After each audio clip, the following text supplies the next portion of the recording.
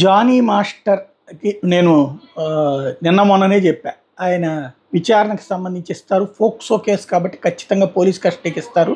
పోలీసులు మొత్తం 14 రోజులు కస్టడీ అడిగినటువంటి నేపథ్యంలో ఇస్తారు. కనీసం వారం 10 రోజులు అన్న లెక్కగా ఇవ్వాలి.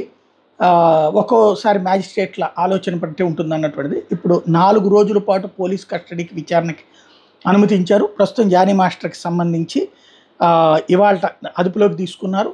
విచారిస్తారు. సాధారణంగా నేనేమి జ్యోతిష్కుని కాదు, అదేది జర్నలిస్ట్ జ్యోతిష్కులు ఉన్నారు కదా కొంతమంది, లేదంటే కనుక దాన్ని ఏమంటారు, వేరే లోకంలో నుంచి చూసేసి గుర్తుపట్టి చెప్పేస్తూ ఉంటారు కదా ఇట్లాగా.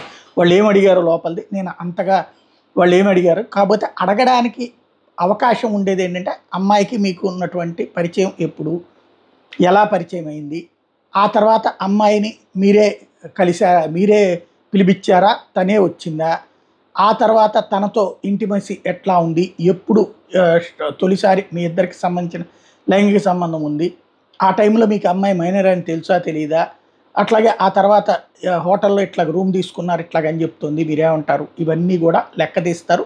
జానీ మాస్టర్ ఏం చెప్తారు అన్నటువంటిది చూడాల్సి ఉంది. లాయర్ని పక్కన ఉంచుతారు, అయితే దూరంగా ఉంచుతారు లాయర్ని. సాధారణంగా థర్డ్ డిగ్రీ ప్రయోగించద్దు అన్నది కోర్టు చెప్తుంది. ఇక్కడ పోలీసులు కూడా కొట్టే ప్రయత్నం ఏం చేయరు, జ్యుడిషియల్ కస్టడీలో నుంచి విచారణ కాబట్టి.